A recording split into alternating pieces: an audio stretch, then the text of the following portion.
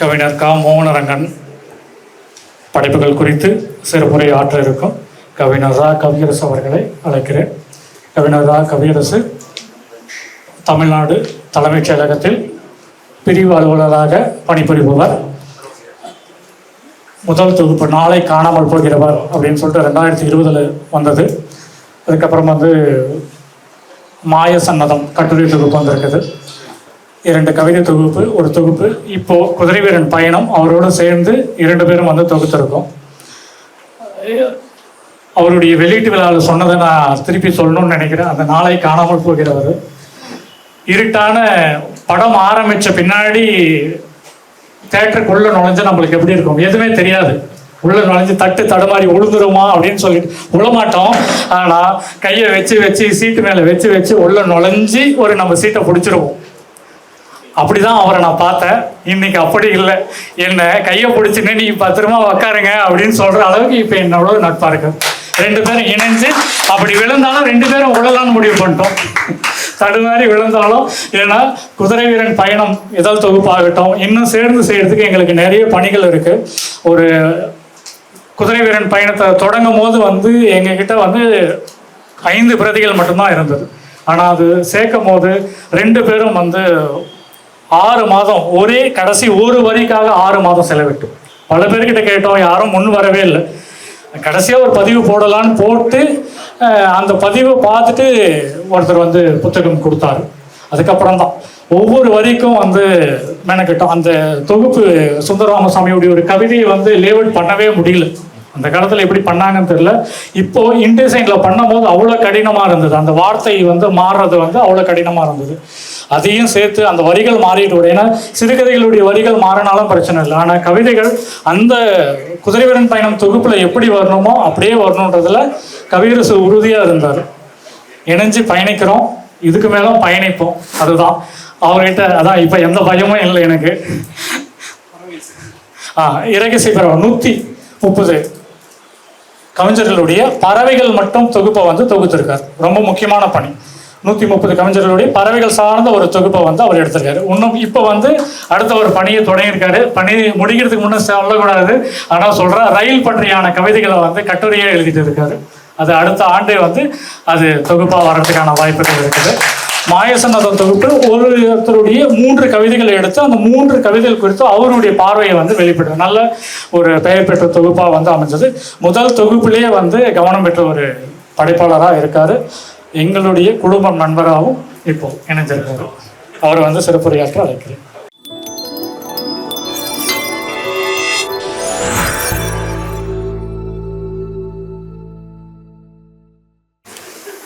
அனைவருக்கும் வணக்கம். 2018 ஒரு மோகனரங்கனோட கவிதைகள் முதல்ல இடம்பெயர்ந்த கடல் தொகுப்பு வாயிலாக அவரோட கவிதைகள் எனக்குள்ள வர ஆரம்பிச்சது. அப்பயும் தொடர்ந்து அவரோட கவிதைகளில் வாசிச்சுட்டே வரேன். இப்போ சமீபமாக அவரோட மொழிபெயர்ப்பு கவிதைகள் தொடர்ந்து வாசிச்சுக்கிட்டு இருக்கேன். ஒரு 8ஆம் வகுப்பு படிக்கும் பொழுது ஒரு அட்லஸ் வீட்டில் அடிக்கடி விரித்து பார்க்கும்போது, நான் யூஸ்வலாக தென் அமெரிக்கா, அந்த கண்டம், வட அமெரிக்கா, யூரோப்பா, அப்புறம் ஆசியா கண்டென்ட், ஆஸ்திரேலியா, ஆப்பிரிக்கா, அந்த எல்லா ஊர் இதை பார்ப்போம்.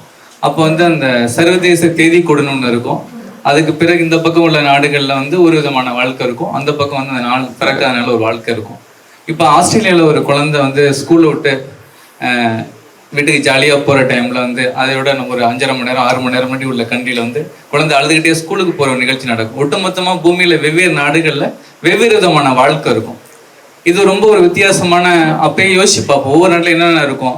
அப்போ ஒவ்வொரு நாட்டிலையும் வெவ்வேறு விதமான ஒரு வாழ்க்கை முறை இருக்கும்.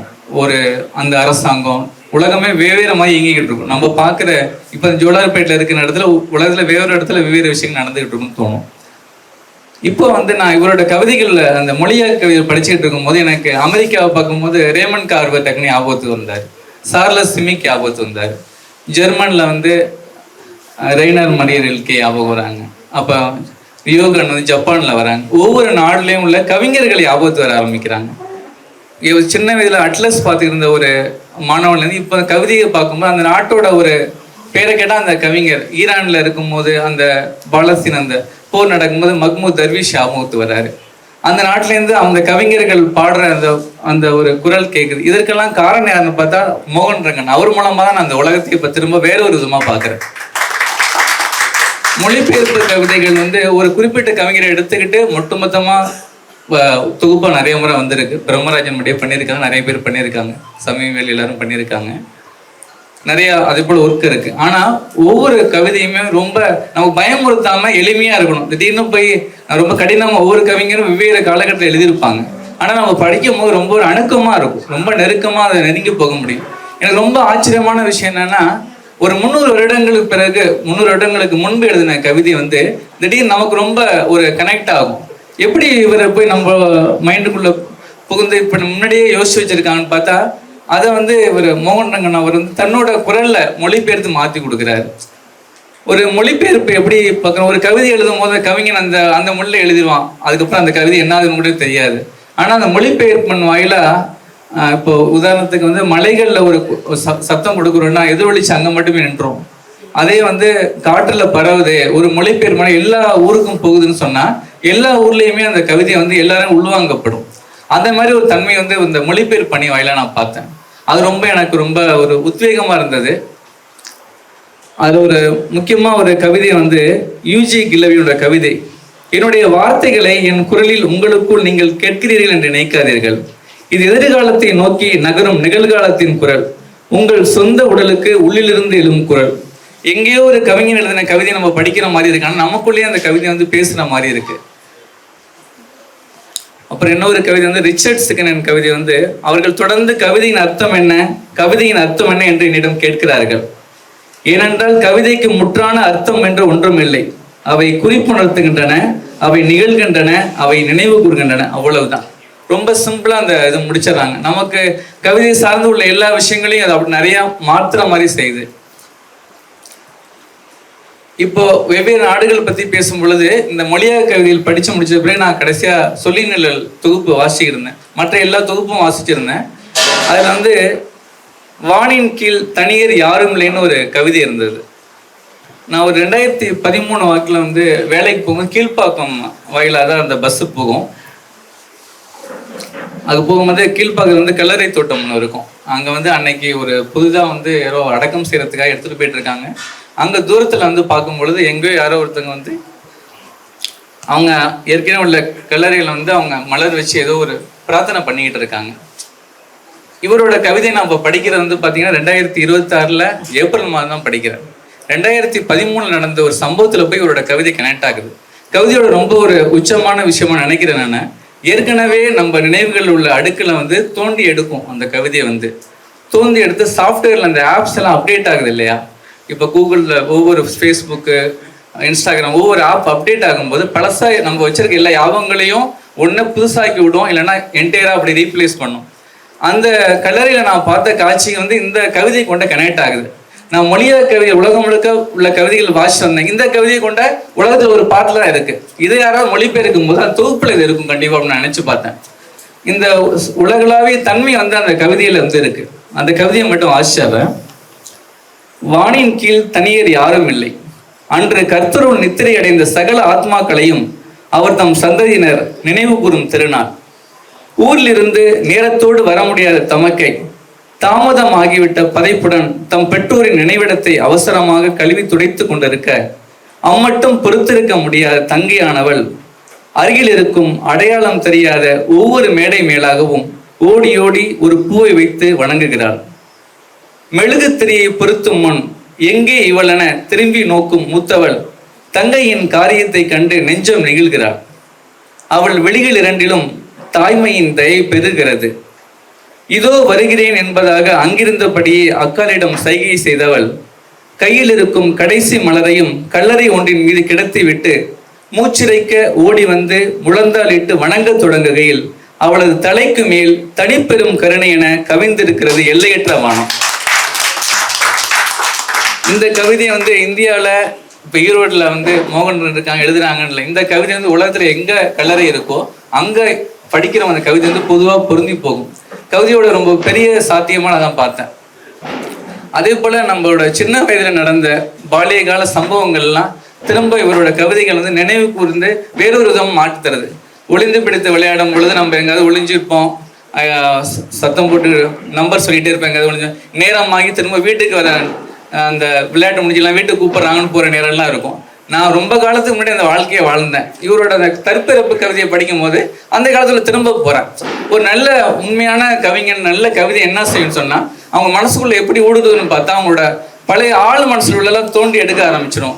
அப்புறம் அவர் தட்டி தட்டி விட்டு திரும்ப அதுக்குள்ள நினைவுல மூழ்க வச்சிரும். அந்த தற்பரப்புல என்ன பண்றான், அவன் எல்லாரும் போயிடறாங்க, நிலா வெளிச்சமாயிருது, வீட்டுல எல்லாம் தேடுறாங்க. திடீர்னு அவனை யாரும் கண்டுபிடிக்க ஆள் இல்லை. நான் அவனை பார்த்துட்டு அவுட் ஆகணும். அவனே என்ன பண்ண தன்னை திடீர்னு பார்க்கறான். எல்லாரும் முன்னாடி தன்னை உணர்ற ஒரு தருணமா அது மாறுது. அந்த தற்பரப்பு கவிதையில அந்த இது ரொம்ப முக்கியமான ஒரு விஷயமா இருந்தது. அதே போல இன்னொரு கவிதை, அவரோட கவிதை வந்து அழைப்புன்னு ஒரு கவிதை. இந்த நியர்பை ஏலகிரி மலையில் நடந்த ஒரு சம்பவம் தான். அந்த வியூ பாயிண்ட்டுக்காக எல்லாம் கதவனாச்சி அம்மன் கோயிலாம் தாண்டி மேலே மலைக்கு போயிட்டோம். எப்போதும் மலை உயரத்தில் போகும்போதெல்லாம் நமக்கு அங்கே சம்மந்தம் இல்லாமல் திடீர்னு என்ன ஞாபகம் வரும்னா, தற்கொலை பாறை பக்கத்தில் இருக்குன்னு யாராவது சொல்லுவாங்க. மலையை நல்லா ரசித்து நல்லா உச்சிக்கு போகிற ரொம்ப ஆர்வமாக இருக்கும். மேலே நல்லா பனி அப்படியே திடீர்னு அந்த மேலேருந்து போகும்போது புகையாக மேகங்கள் கிளம்பி வரும். ஒரு நிமிஷம் தான் நீடிக்கும் சந்தோஷம். அதுக்கப்புறம் நம்மளை அறியாமலே ஆழத்தில் யாரோ கூப்பிட்ற மாதிரி ஒரு சவுண்டு கேட்கும்.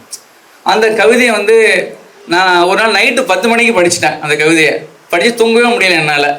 அது ஏதோ ஒரு திகில் படத்தில் ஒரு சம்பவம் மாதிரி ஆயிடுச்சு. நான் நிறைய முறை 2-3 இடத்துல மலைகள் உயரமாக போன எல்லா மலைகள்லையும் அந்த பள்ளத்தாக்குக்கு இறங்கி வரும் பொழுது அந்த கீழேருந்து ஒரு அழைக்கிற மாதிரி ஒரு குரல், அந்த ஆழம் அப்படின்னு அந்த கவிதையை சொல்லியிருப்பாரு. அந்த ஒரு கவிதையை மட்டும் படிச்சிடறேன். சிரமப்பட்டு சிகரத்தின் உச்சியை சென்றடைந்ததும் பகிர்ந்து கொள்ள முடியாத பரிசன பள்ளத்தாக்கின் முழு அழகும் காண கிடைக்கிறது. ஒரு கணம்தான் அந்நிறைவும் அதன் நெகிழ்வும். அடுத்த நொடியினின்றும் வாய் பிளந்தவாறு வாவன கூவி அழைக்க தொடங்குகிறது அந்த ஆழம். வாவன கூவி அழைக்க தொடங்குறது ஆழம்னா அதுலேயே நமக்கு எல்லாமே நிச்சலமாயிட்டு மைண்டு. 10 மணிக்கு மேலே எனக்கு தூக்கம் இல்லை. நான் ஒரு முறை அவருக்கு செய்தியாக அனுப்பிச்சேன், சார் இந்த கவிதையை வந்து அனுபவத்தை ரொம்ப எனக்கு ஒரு போதை வசம் மாதிரி நான் தூக்கிட்டுக்கிட்டு இருப்பேன், இதை படிச்சு என்னால் தூங்க முடியல, நைட்டு தூக்கமே போயிடுச்சு அந்த கவிதையை படிச்சு சொல்லிட்டு. ரொம்ப ஒரு எல்லா மலைகள்ல ஏறின எல்லாரையுமே ஒரு கேள்விக்குள்ளாக்குற மாதிரியும், மலை உச்சியில் இருக்கும்போது நம்மள அறியாமலே ஒரு பயம் சரிவுல நோக்கி நமக்கு வந்துடுது இயல்பா, நம்ம மனசுல இருக்குன்னு சொல்லி ஆழமா இது பண்ண மாதிரி இந்த கவிதை இருந்தது. அப்புறம் நான் அவரோட கவிதைகள், காதல் கவிதைகள்லாம் நான் பெரும்பாலும் என்ன பார்த்தேன்னா, சங்க கவிதைகளை வந்து தலைவன் தலைவி அந்த அகப்பொருள் சார்ந்து எல்லாமே இருக்கும், திணைகள் சார்ந்து இருக்கும். ஒரே மாதிரிதான் பார்க்கறது தெரியும். ஆனா ஒவ்வொரு கவிதையும் ரொம்ப நுட்பம் உள்ள போய் தொடும். நிறைய கவிதைகள் அப்படிதான் இருக்கும். வெள்ளி வித்யார் கவிதை, கபிலர் கவிதை ரொம்ப ஆழமா இருக்கும், பார்க்கறது சாதாரணமா இருக்கும். இவரோட கவிதைகள்லாம் நான் என்ன ஒரு ஓமை தோணுனா, ஒரு பெரிய யாழ் வச்சிருக்க ஒரு பாணன் ஒருத்தன் வந்து அதுல ஒவ்வொரு நரம்பு கம்பிகளும் வெவ்வேறு தருணங்களா தோணுச்சு. காதல்ல தலைவன் முதல்ல பார்க்குற தருணம், அப்புறம் அவன்கிட்ட தலைவன் போய் அவங்கள அணுகிறது தயங்கி நிற்கிறது, அப்புறம் அந்த உறவுல ரொம்ப ஒட்டிக்காம இருக்கிறது, அப்புறம் அந்த காதல்ல இருக்கிறது, அப்புறம் பிரிஞ்சிடுவோங்கிற பயத்திலேயே அந்த உறவுல இருக்கிறது, அப்புறம் பிரிஞ்சு போறது, அந்த வழியில இருக்கிறது, எல்லாத்தையுமே என்ன பண்றாங்க, நடக்கிறத பார்த்து அவன் இசை வாசிக்கிறது இல்லை, அவனோட ஆள் மனசுலேருந்து எடுத்து ஒவ்வொரு இசை மீட்டுற மாதிரி இருக்கு. பழைய அந்த யாழிசை கம்பிகள்லாம் வந்து கேட்கிற ரொம்ப புதுசா இருக்கு. இவரோட கவிதைகள் மரபான தன்மை இருக்கிற மாதிரி இருக்கும், நிகழ்காலத்தில் நடந்த ஒரு விஷயமும் இருக்கும், சங்ககால அந்த ஓசை தன்மையோட அந்த கவிதை இருக்கும். ரொம்ப மூணும் சரி விதத்தில் கலந்து ஒரு உணர்வை நம்ம கொடுக்கும். அவரோட கவிதைகள் நான் பாட்டை விட 2-3 தடவை பாடி பார்த்தேன். எல்லாம் ஒரு டியூன் போட்டு பாட்டா பாடக்கூடிய தன்மையிலையும் இருக்கு, ரொம்ப இசைத்தன்மையோட இருக்கு. ஆனா ஆழமா இந்த தற்காலத்துல என்ன பிரச்சனைகள் இருக்கிறதுக்கும் அவர் ஆனா ரொம்ப அவரை பத்தி நான் என்ன கற்பனை பண்ணி பார்த்தேன்னா, அவர் ரொம்ப பெரிய மனிதரா இருக்காரு. எதையுமே ரொம்ப அதீதமான ஒரு கோபமோ, அதீதமான ஒரு கவலையோ, அதீதமான ஒரு காதல், அதீதமான காதல் வெப்பமோ, அதீதமான குளிர்ச்சியோ இல்லாமல் எல்லாம் மிதமான விதத்துல ஒருத்தங்க இருந்தா எப்படி இருக்கும், ஒரு இயல்பா நிதான கதியில இருந்தா எப்படி இருக்கும். அவர் நேர்காணல அதை குறிப்பிட்டிருக்காரு. கவிதையோட மொழி மாறுறதை விட ரொம்ப நமக்கு தெரியாம நடக்கிறது தானே, அது ஒன்றும் அவசரமா நடக்கிற ஒரு விஷயம் இல்லை, ஆழமா காலத்தினால நடக்கிற விஷயம் சொல்றாரு. அதோட இயல்பு அவருக்கு ரொம்ப இளவயதிலே உருவாகி இருக்கலாம்னு எனக்கு தோணுனது, என்னோட ஒரு பார்வை தான் அது. அவர் கவிதைகள் வந்து உடனடியா ஒரு சந்தோஷமா, உடனடியா ஒரு துக்கம் இல்லாம ஆழமா உள்ள போக போக அதோட வேலைகள் செய்து ஊடுருவி நம்ம மனசுக்குள்ள சில சலனங்கள் ஏற்படுது. ரொம்ப நாள் பிறகு நினைவு கூற தருணங்களா முறுது. வாழ்க்கையில அவரோட கவிதைகள் திறக்கிற தருணங்கள் ரொம்ப முக்கியமா நான் நினைச்சு பார்க்கிறேன். அந்த யாழிசை கம்பிகள் ஒவ்வொரு தருணத்தையும் அவர் மீட்டிக்கிட்டே இருக்காரு. நினைவுலேருந்து ஆழமா மீட்டும் பொழுது அவரோட அனுபவங்கள்லேருந்து அவர் மீட்டிருந்த விட ஒவ்வொருத்தருக்கும் அந்த அனுபவம் கடத்தப்படுது. அது ரொம்ப ஒரு புதிதான ஒரு விஷயமா பார்க்குறேன். மரபு அந்த வார்த்தைகள் வந்து சொல்லி முடிக்கும் போது அந்த எல்லையற்ற வானம், அந்த தங்கை, அந்த எல்லாரும் உலகத்தில் இருக்கிறவங்களாம் கவனிக்காரும் நம்ம கவலை இருக்கும்.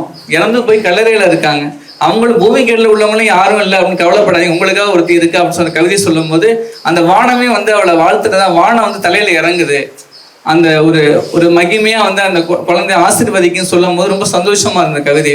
அந்த அனுபவத்தை நேரடியாக திரும்ப அந்த கவிதையில கொடுத்துக்கிட்டே இருக்காரு. ஒரு நல்ல கவிஞனை திரும்ப திரும்ப நம்ம மனசுல அதை உருவாக்கிட்டே இருப்பாரு. மோகன் நகன் அவர்களுக்கு மனமார்ந்த வாழ்த்துக்களை தெரிவித்துக் கொள்கிறேன். நன்றி, வணக்கம்.